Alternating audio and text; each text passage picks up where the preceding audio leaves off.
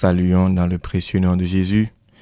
C'est une grande joie pour nous, moi et ma femme, Jean-Paul et Essé, d'être avec vous encore ce soir dans l'émission Construire son couple et sa famille. Et nous vous savons nombreux à l'écoute encore ce soir pour ajouter encore une pierre à votre carquois dans tout l'effort que nous savons que vous déployez pour bâtir une maison solide.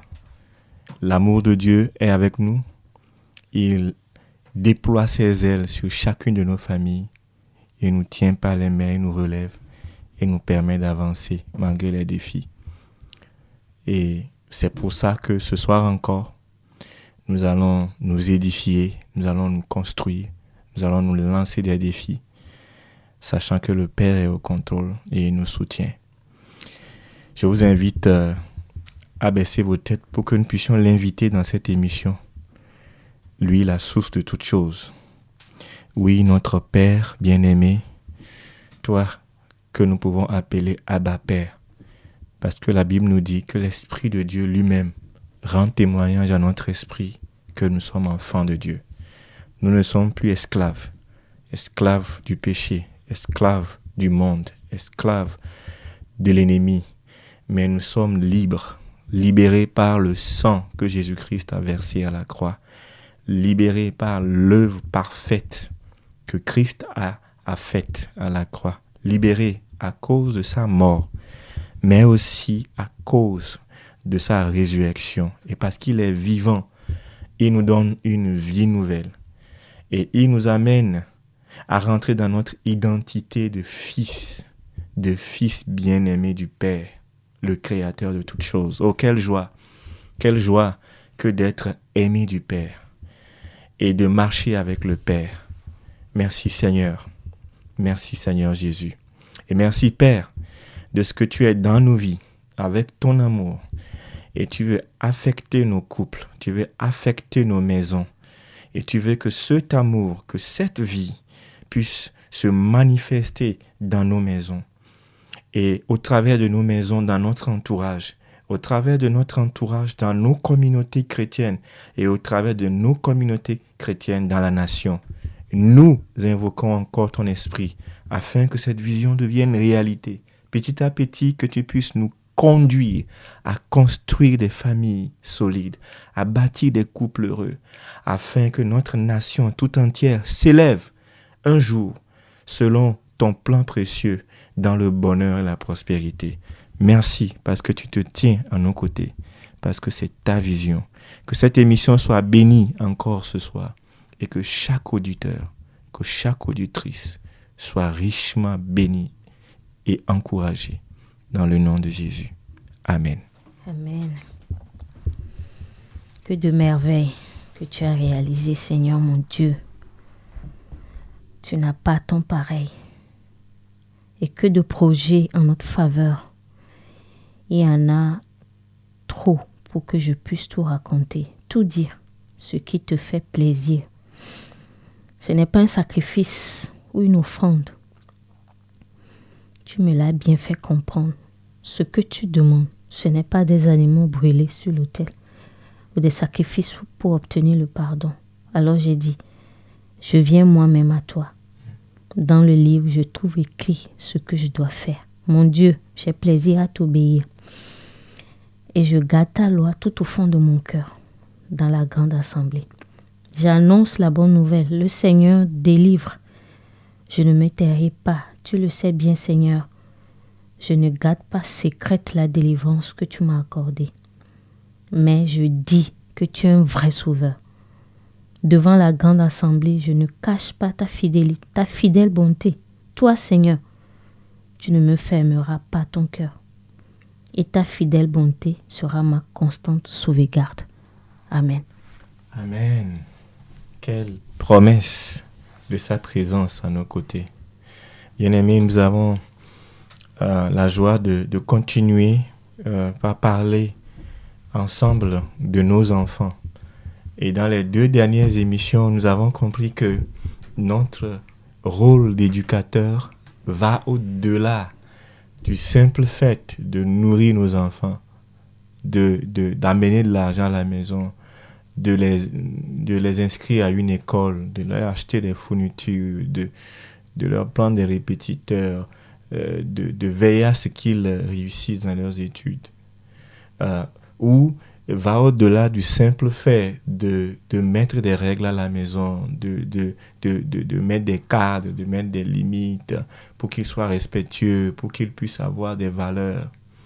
Cela aussi nous amène dans la dimension d'être le berger du cœur de nos enfants pour les conduire à Jésus, pour les conduire au seul et vrai Sauveur et Seigneur, au seul vrai Dieu, Christ, qui est le Dieu manifesté aux hommes. Et donc nous avons commencé par encourager chaque parent à conduire, à laisser, à tracer le chemin à nos enfants, à faciliter, à baliser la route pour que nos enfants aient contact avec le Seigneur. Et dans l'émission de la dernière fois, nous avons compris qu'il ne suffit pas seulement que l'enfant se connecte à Dieu, se branche à Dieu, mais il faut que l'enfant puisse être amené à développer une relation d'amitié avec Dieu. Oui, si vous achetez un portable Android et qu'on vous fait les configurations et vous achetez votre premier crédit, vous allez avoir la connexion. Mais si vous n'alimentez pas régulièrement votre appareil en jus, en crédit, là, vous n'aurez plus la connexion. Et il faut qu'il y ait une alimentation permanente pour que la communication, la communion avec Dieu puisse continuer par faire des effets dans nos vies, pour que nos enfants puissent être transformés de gloire en gloire par la présence de Dieu, par le contact avec sa parole, par le contact avec Dieu dans la prière et par l'expérience personnelle de tous les jours qu'ils peuvent faire avec Dieu, en sorte que Dieu va devenir de plus en plus une réalité pour eux. Ce soir, nous allons continuer par nous encourager sur cet aspect de l'éducation qui est vraiment le domaine spirituel de nos enfants. Nous voulons ce soir avancer et nous poser la question de comment pouvons-nous aider nos enfants à entrer dans le plan de Dieu pour leur vie. Mais avant d'aborder le thème, chérie, je ne sais pas si tu as quelque chose à dire aux auditeurs. Oui, c'est tout juste pour emphaser sur ce que tu viens de dire. Par rapport à ce que nous avons dit la fois passée concernant le fait que nos enfants ont besoin d'être sauvés, le fait que les enfants ont besoin d'avoir une relation personnelle avec le Seigneur. Et ici, Matthieu 18, verset 14 dit « De même, votre Père qui est dans les cieux ne veut pas qu'un seul de ses petits se perde. » Donc, Dieu veut que tous les hommes soient sauvés et parviennent à la connaissance de la vérité. Dans 1 Timothée 2, 4. Et cette parole aussi est valable pour nos enfants. Donc, je pense qu'en tant que parents, notre regard doit changer. Et nous devons avoir ce désir-là de les conduire vers le Père Céleste, comme tu viens de le dire. Oui, il y a une pensée de William Booth qui disait que certains disent que les enfants ne peuvent pas comprendre suffisamment les choses spirituelles pour pouvoir en parler. Mais les choses spirituelles ne sont pas tant une question de compréhension que de cœur et de conscience.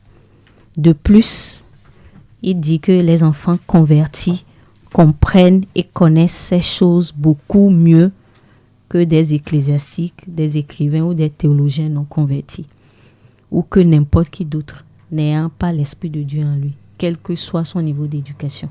Donc, il n'y a pas de Saint-Esprit junior. Le même Saint-Esprit que nous avons en nous c'est le même Saint-Esprit que nos enfants aussi ont. Donc, Dieu ne fait pas de distinction de personne.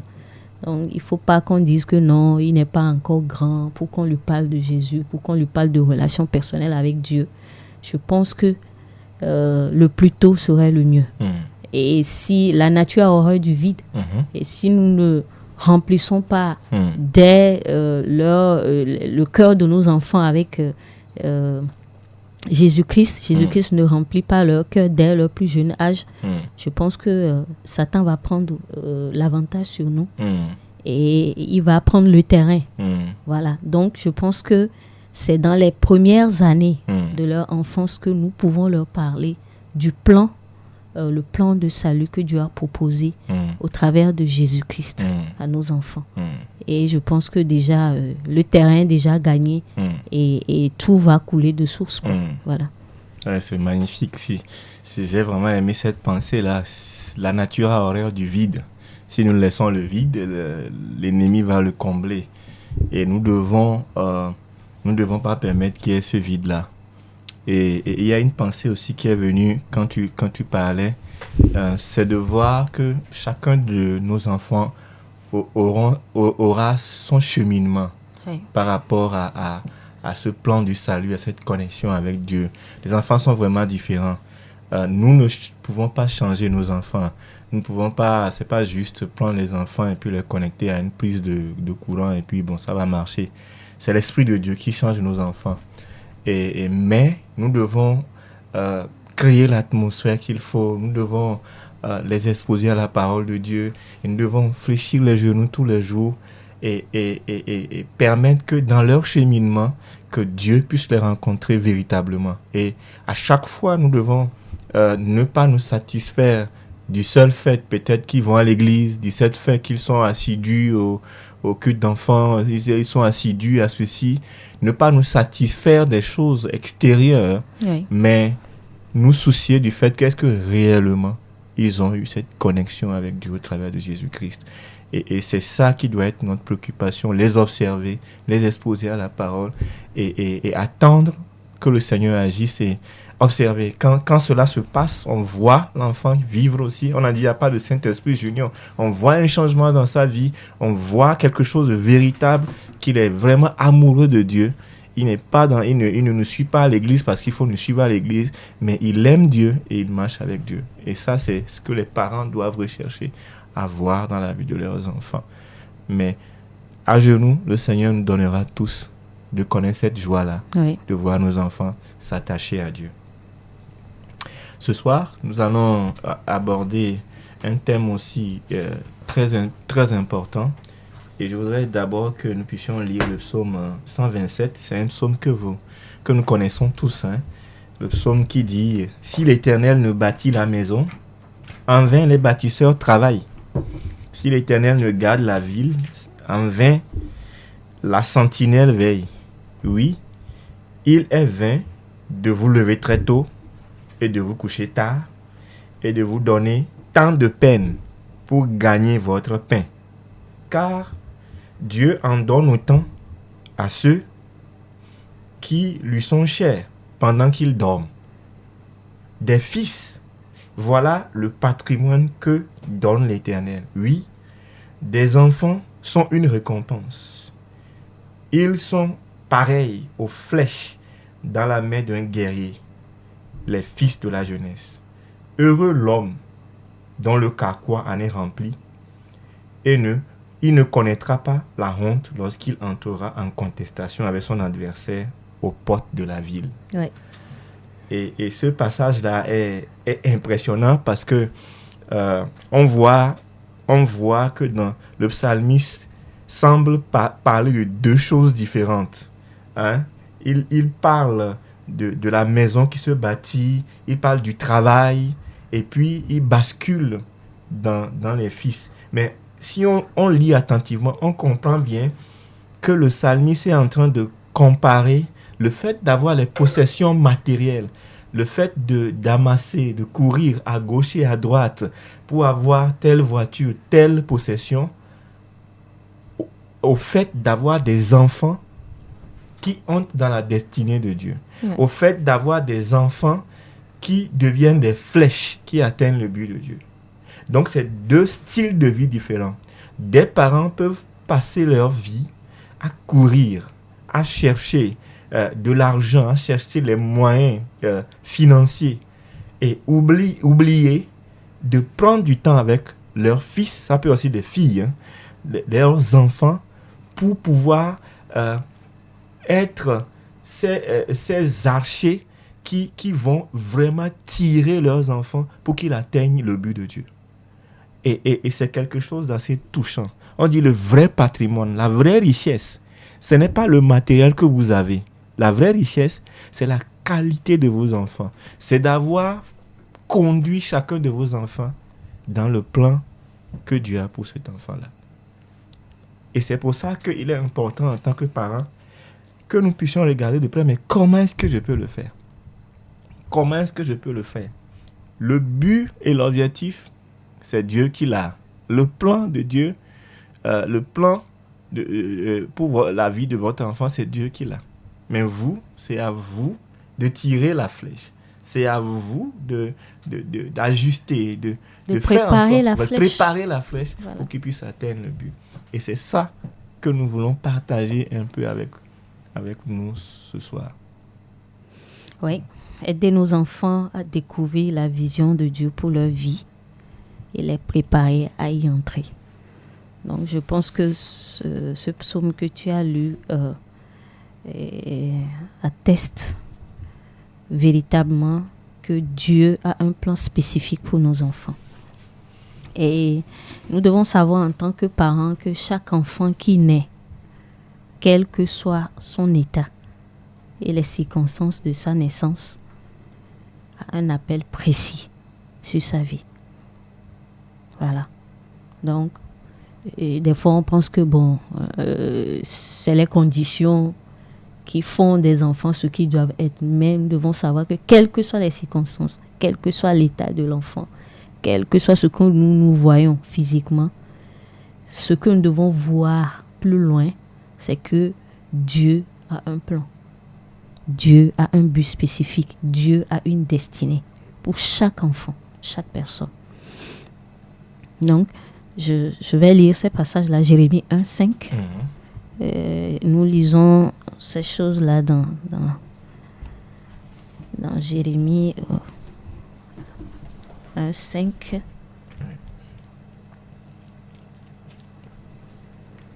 Jérémie 1, le verset 5 dit: Avant de t'avoir formé dans le sein de ta mère, je t'ai choisi.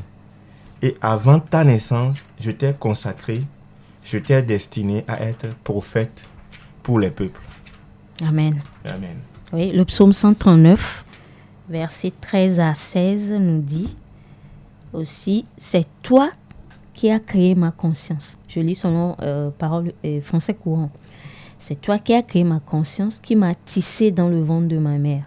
Seigneur, merci d'avoir fait de mon corps une aussi grande merveille. Ce que tu réalises est prodigieux. J'en ai bien conscience.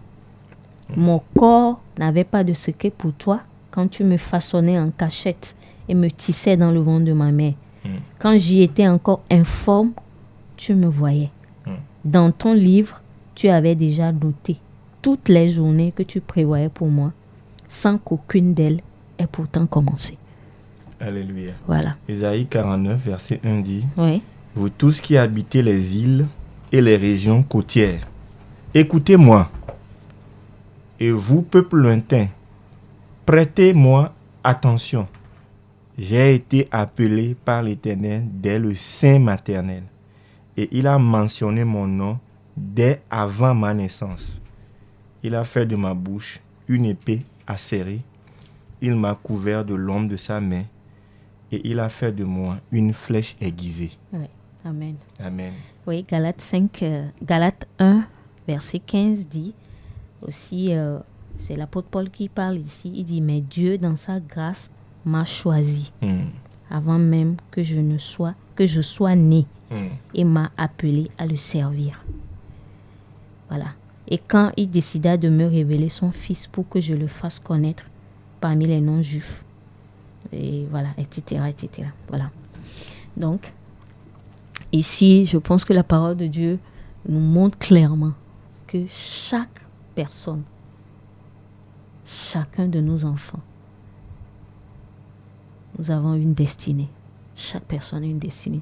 Personne n'est venu par hasard sur cette terre, mais Dieu a un but spécifique. De la même manière que Dieu a un but spécifique pour nous, il a aussi pour nos enfants. Voilà.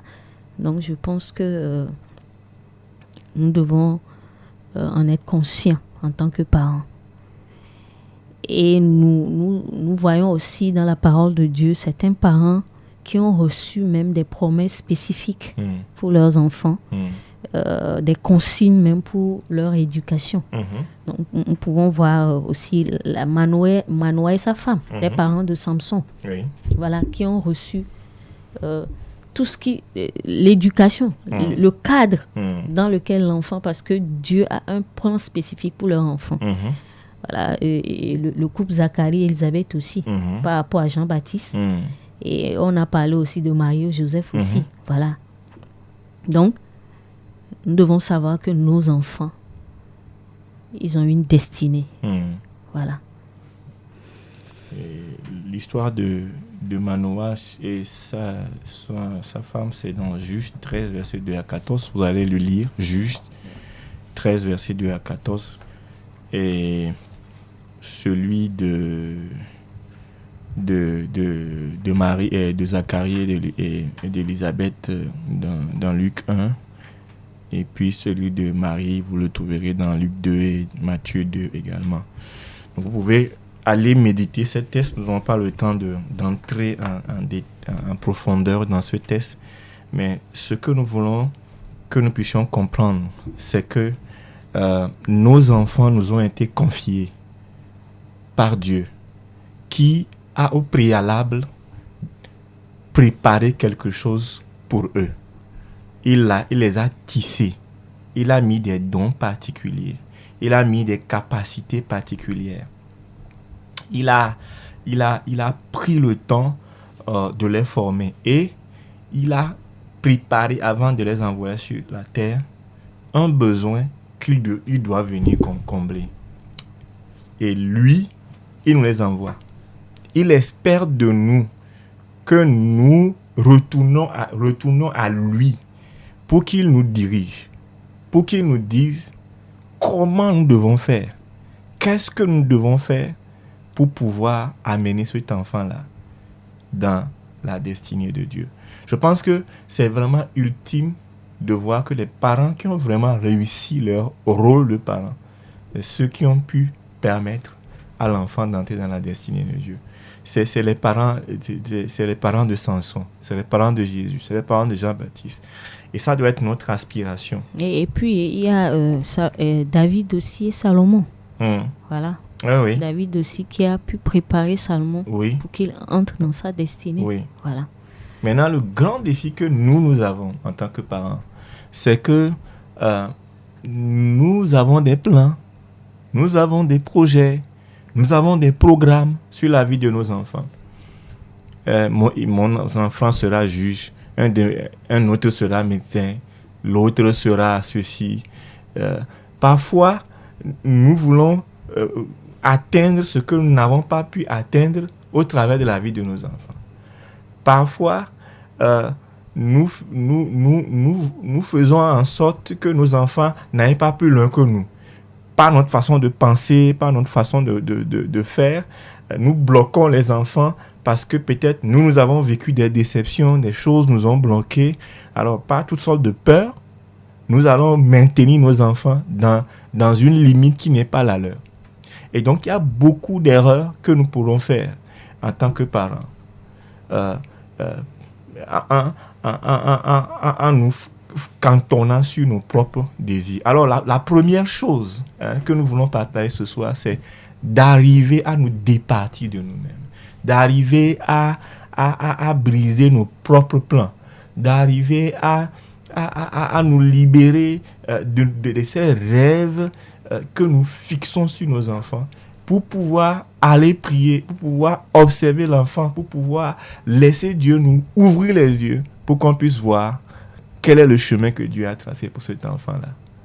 Vous voyez, aujourd'hui, Dieu cherche une solution pour les nations. Peut-être il cherche un ministre, il cherche un président, mais il peut l'envoyer dans ta famille, mais toi, tu vas, par tes paroles, par ta conception de la vie, tu ne vas faire que atténuer, détruire ce ministre-là dans cet enfant-là. Peut-être tu vas lui dire que dans ce pays, la politique, il ne faut pas faire. Et tu vas peut-être tuer quelque chose que Dieu a mis à cet enfant. Dieu peut envoyer dans ta maison un footballeur.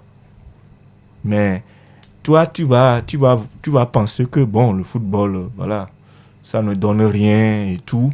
Et il faut étudier jusqu'à qu'il faut que tu sois ceci pour moi.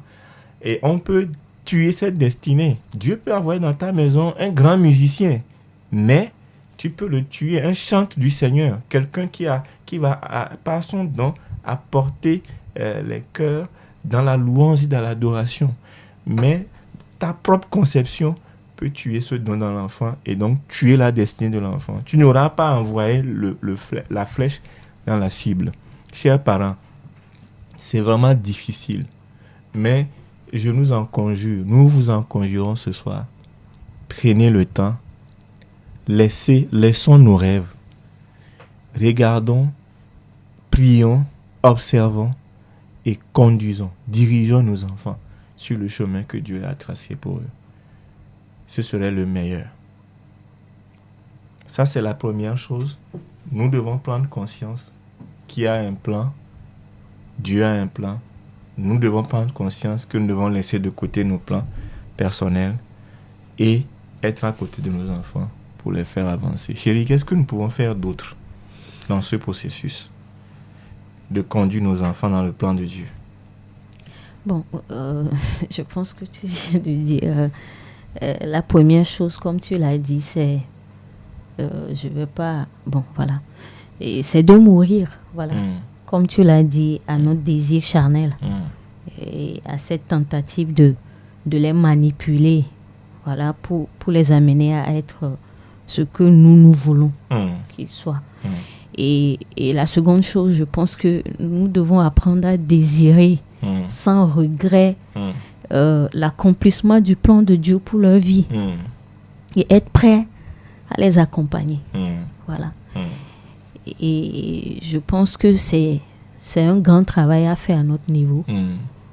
Et bon, si nous faisons cela, je pense que déjà l'enfant sera libre d'évoluer et il peut rentrer effectivement dans sa destinée. Parce que, comme tu l'as dit, nos désirs bloquent souvent nos enfants. Des fois, les enfants n'ont pas certaines capacités, mais on veut leur faire ce qu'ils ne vont pas, ils n'arrivent pas à faire. Voilà, peut-être que l'enfant n'est pas appelé à être médecin. Et il n'a pas des capacités pour il n'a pas une intelligence mathématique et physique. Voilà, mais on veut coûte que coûte lui imposer cela, alors que Dieu le veut dans une autre sphère de la société, sociale, voilà, quelque chose là où il va influencer voilà, sa destinée, voilà. Il va influencer sa société en fait, voilà. Donc, et c'est ça. Et qu'est-ce que nous devons savoir aussi en tant que parents, comment aider nos enfants? Nous devons aussi savoir que comme Dieu a un plan pour nos enfants, l'ennemi aussi en a un. Nous devons être conscients de cela. Et nous voyons aussi dans la parole de Dieu, Jésus qui était recherché dès sa naissance. Nous voyons comment Hérode a tout fait pour tuer les enfants tout autour. Et donc, nous devons savoir que Dieu a un plan, l'ennemi aussi en a un. Et nous devons être conscients de cela. Savoir que nous devons essayer de canaliser nos enfants, de les aider pour ne pas être attaqués. Parce qu'aujourd'hui, nous voyons que nos enfants sont attaqués sur plusieurs fronts. Et nos enfants sont confrontés à beaucoup de choses, à la drogue, à la pornographie, à la prostitution, tout ça là. Et l'ennemi fait ces choses-là pour les détourner du plan glorieux que Dieu a pour leur vie. Donc, en tant que parents, nous devons être conscients de cela. Oui, nous devons être conscients de cela. Et le troisième point que nous devons noter en tant que parents, c'est que nous devons faire comprendre à nos enfants que Dieu a un plan pour eux. Ça, c'est vraiment important. De comprendre, faire comprendre à l'enfant que tu n'es pas ici par hasard. Tu n'es pas là pour jouer le rôle de tout le monde. Mais Dieu a un plan pour toi. Il faut vraiment répéter tellement ça à l'enfant. Tu as un besoin à combler. Tu as une solution pour une situation dans ce pays ou au-delà dans ce monde. Dieu a permis que tu viennes parce que quelque chose doit se faire par toi. C'est vraiment important que les enfants puissent comprendre ça. Oui, ils doivent savoir que Dieu a un plan général pour tout le monde. Le plan général pour... Il a un plan particulier pour toi. Voilà. Le plan général, c'est que nous soyons sauvés, que nous ayons la vie en abondance, que nous vivons heureux sur terre. Mais l'enfant doit savoir qu'il y a un plan spécifique. Voilà. Cela est très important. Ça permet à l'enfant déjà, dès l'enfance, de penser autrement. De ne pas penser que la vie, c'est bon, jouer, dormir et gagner de l'argent, travailler. Mais déjà, l'enfant commence par réfléchir. Mais si Dieu a un plan pour moi, quel est ce plan? Quel est ce plan? Comment je peux me préparer à ça? Et c'est ça qui élève une génération de leaders dans les nations. C'est depuis la maison, quand on commence par dire à nos enfants, Dieu a un plan pour toi. On dit que les États-Unis sont devenus la première puissance du monde parce que quand un enfant naît aux États-Unis, on lui dit c'est toi qui vas diriger le monde. Et déjà, on lui met dans la tête des choses et l'enfant, même à l'école, dans tout ce qu'il fait, il se comporte de cette manière. Et donc, nous devons inculquer ça à nos enfants.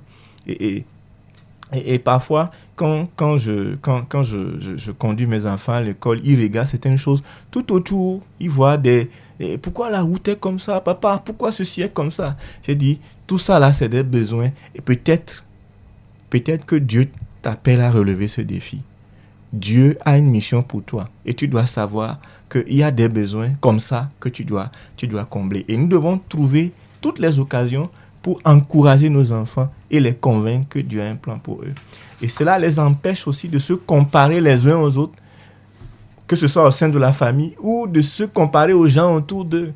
Ils sont sûrs, ils savent qu'ils sont aimés de Dieu, ils sont formés de manière particulière et ils ont quelque chose de particulier, unique à donner au monde. Et ça les rassure. Et ils peuvent avancer dans ce que Dieu a prévu pour eux. Donc, c'est vraiment important, ce troisième point-là, que nous puissions parler avec nos enfants, avec amour. Tu sais, parle-lui, dis-lui, Dieu a un plan pour toi. Tu es venu, tu as quelque chose. Et nous avons tendance, nous les parents, à voir toujours le mauvais côté des choses. Mais apprenons à dire des choses à nos enfants. Ça leur permet de se retrouver, d'être rassurés et petit à petit de laisser sortir tout ce que Dieu a mis en eux pour affecter autour d'eux. Qu'est-ce que nous pouvons encore partager avec les parents ce soir dans le processus d'aider nos enfants à découvrir, à entrer dans le plan de Dieu pour eux, chérie? Ok, comment les aider? Aider nos enfants. Une plante qui est plantée dans un bon sol et qui est bien arrosée, bien entretenue portera en son temps du fruit. Voilà, donc en tant que parents, parce que nous savons que Dieu a un plan glorieux pour nos enfants, nous devons créer un bon cadre pour nos enfants. Et un cadre où ils sont observés, on peut les observer, on les encourage, on les éduque selon les pensées bibliques. Ces pensées, on doit leur dire qu'ils sont uniques. Voilà. Dieu a une destinée pour toi. Tu es unique. Et Dieu t'a appelé à faire quelque chose que quelqu'un d'autre ne peut pas faire. Et c'est important que tu le fasses avant de quitter cette terre. Donc, créer un bon cadre pour nos enfants et investir dans la vie de nos enfants. Faire des sacrifices pour les aider, parce que nous avons lu dans le psaume 127 qui sont des flèches. Aiguiser la flèche. Une flèche, ça s'aiguise. Voilà. Si on prépare bien la flèche et on lui donne une direction, On ajuste la direction et justement, la flèche va atteindre la cible. Voilà. Donc, je pense que notre travail en tant que parents, c'est de créer ce cadre-là. Ce cadre où l'enfant est bien éduqué. Voilà, l'enfant a certaines valeurs, l'enfant comprend bien les choses et cela va lui permettre de rentrer facilement dans sa destinée. Voilà. Donc le cadre est vraiment très important. Et quel cadre avez-vous chez vous? Qu'est-ce que vous mettez en place pour aider vos enfants? C'est vraiment important que, en tant que famille, vous vous asseyez. Et une des choses que ce cadre va permettre, c'est de détecter les talents et les dons qui sont dans l'enfant. Il faut observer l'enfant. Les capacités. Quelles sont les capacités les compétences particulières? Voilà. Qu'est-ce qu'il fait bien? Et c'est les dons et les capacités signalent un peu la vision de l'enfant. Ça commence par signaler que cet enfant-là, ça sera comme ça. Et observer cet enfant. Écouter ce que les gens disent par rapport à cet enfant. Ses maîtres disent. Ce que les gens qui sont autour de l'enfant disent souvent de cet enfant. Que cet enfant-là, il a tel don. Parfois, des gens discernent des choses. Écoutez ces choses-là. Le cadre aussi c'est pousser les enfants à rêver, à avoir des rêves, à avoir des passions. C'est encourager les enfants à avoir les rêves, pas des rêves de contes de fées, mais des rêves de voir des choses changer, des rêves de voir un monde meilleur, un pays meilleur. Encouragez vos enfants à rêver. Nous avons tendance à éteindre les rêves de nos enfants.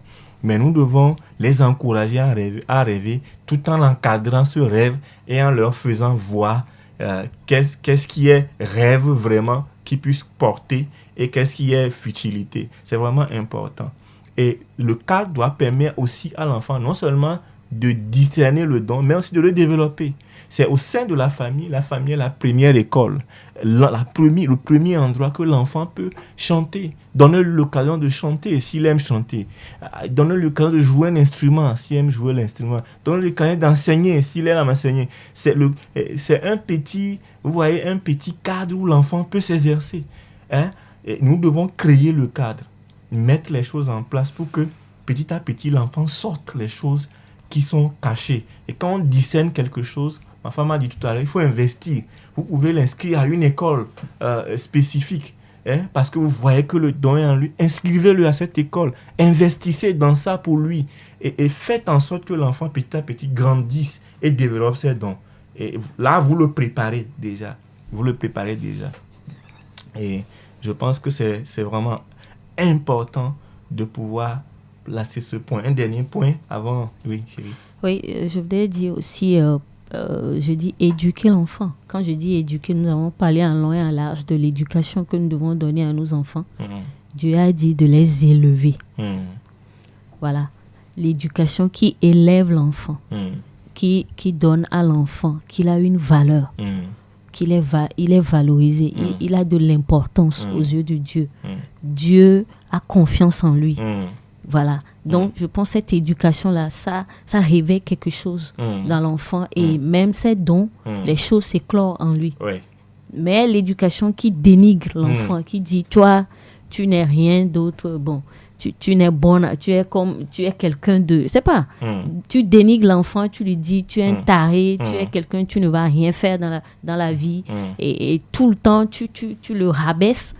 Mais là, tu tues l'enfant et tu tues sa destinée, en fait. Maintenant, l'éducation qui valorise nos enfants, cette éducation-là, c'est un bon cadre que nous créons pour élever nos enfants vers la destinée de Dieu pour leur vie. Amen. Voilà. Amen. Amen. Amen. Amen. Amen. La cinquième chose, c'est pas la cinquième ou sixième chose que nous pouvons aussi faire, c'est intercéder pour nos enfants. C'est prier et demander à Dieu que nos enfants entrent dans la destinée de Dieu pour eux.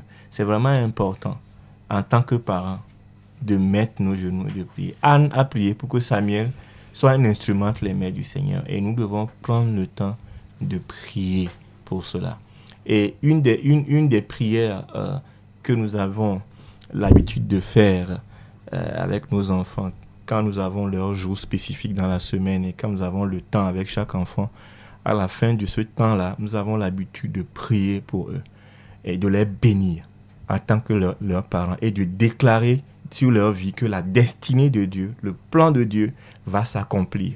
Nous prions, nous brisons les plans de l'ennemi et nous déclarons, nous prenons notre autorité de parents et nous déclarons qu'en tant que parents, nous déclarons que tu vas rentrer dans le plan de Dieu. Et ça, c'est quelque chose que les parents doivent faire. Pose la main sur la tête de ton enfant, père, mère, parents, et déclare les choses parce que Dieu te donne cette autorité-là. Déclare les choses, que l'ennemi ne pourra jamais toucher cette destinée. Cette destinée va devenir réalité. Et cette bénédiction-là et ces paroles prophétiques vont prendre effet dans la vie de nos enfants. Et dans Hébreux 13, 20 à 21, on dit le Dieu qui donne la paix a ressuscité notre Seigneur Jésus-Christ, qui est devenu le grand berger des brebis, en scellant de son sang une alliance éternelle. Que ce Dieu vous rende capable de faire le bien sous toutes ses formes pour que vous accomplissiez sa volonté, qu'il réalise lui-même en nous, par Jésus-Christ, ce qui lui est agréable. À lui soit la gloire pour l'éternité. Amen, amen. Amen. Donc, nous devons déclarer les choses sur la vie de nos enfants et les croire de tout notre cœur que ce Dieu-là, il nous écoute. Et enfin, il y a le fait que nous devons nous-mêmes être un exemple. Si nous disons à l'enfant que Dieu a un but pour sa vie, que Dieu a un plan pour sa vie, mais que nous-mêmes, il semble à l'enfant qu'on n'a pas d'objectif ou de but ou de plan, quelque part, ça atténue. Des témoignages personnels sont importants. Apprenons donc, nous disons que nous grandissons avec nos enfants. Donc, apprenons à grandir avec nos enfants. Quand je pense à mon enfant que je veux lancer, je pense à moi-même. Il n'est jamais trop tard, parents, pour rentrer dans la destinée de Dieu pour vous. Vous pouvez encore le faire. Et nous vous encourageons à venir, à vous replacer dans la communion avec Dieu. Dieu veut vous orienter, vous diriger, vous conduire dans son plan merveilleux. Amen. Amen. Oui. Il y a cette parole de Mardoché qui m'est venue, qui disait à Esther, il dit, mais qui sait, peut-être, est-ce que pour faire face à une telle situation que tu es devenue reine. Donc, nous voyons que Mardoché a conduit Esther petit à petit jusqu'à ce que Esther rentre dans sa destinée. C'est pas pour rien qu'elle est devenue reine, mais elle est devenue reine pour un but spécifique, pour cette situation que Dieu a déjà vue dans le temps que les Juifs allaient affronter, et il a déjà choisi Esther pour pouvoir débloquer cette situation et pour sauver la nation juive. Voilà. Donc, nos enfants ont une destinée spécifique, précise, et nous devons en être conscients. Je veux encourager chaque parent à prier. Il y a cette prière de Mardoché. Mardoché dit, Seigneur, je t'en supplie, fais revenir l'homme de Dieu que tu nous as déjà envoyé, Manoah, voilà, pour qu'il nous enseigne la conduite à suivre envers le garçon qui va naître. Et je prie que cela soit, cette prière soit notre prière chaque jour. Nous devons prier, nous devons dire, demander cela à Dieu. Seigneur, aide-nous, donne-nous la force, donne-nous la capacité, donne-nous la sagesse pour pouvoir aider nos enfants à entrer dans leur destinée. Nous allons prier. Je vais prier cette prière de Paul. Je demande au Dieu de notre Seigneur Jésus-Christ, au Père glorieux, de nous donner l'esprit de sagesse qui nous le révélera et qui nous le fera vraiment connaître. Qu'il ouvre nos yeux à sa lumière afin que nous comprenions à quelle espérance il nous a appelés. Quelle est la richesse et la splendeur des biens destinés à ceux qui lui appartiennent. Et quelle est la puissance extraordinaire dont il dispose pour nous les croyants. Et c'est cette puissance, c'est la même que Dieu a manifesté avec tant de force quand il a ramené le Christ d'entre les morts et l'a fait siéger à sa droite dans le monde céleste. Et je prie et je déclare que chaque parent qui veut conduire son enfant dans cette destinée est rempli de cette sagesse divine, est rempli de cette capacité, est rempli de cette puissance. Seigneur, merci de le faire dans nos vies pour la gloire de ton nom. Au nom de Jésus. Amen. Amen. Nous croyons que cette émission a été pour vous une grande bénédiction. Elle est le fruit du ministère Forgim, former une génération qui influence le monde, qui est une mission auprès des familles pour former des couples heureux, des familles fortes, une nation prospère. Vous pouvez devenir un des 550 porteurs de pierres pour l'achat du terrain du siège de Forgim en vous engageant à donner entre 5 000 et 1 million de francs selon votre convenance. Plus d'infos sur www.forgiminternational.org/550. Que nous soyons ensemble ainsi, pour que ton règne s'établisse, que tout soit un comme tu es un, pour que le monde voie le chemin qui mène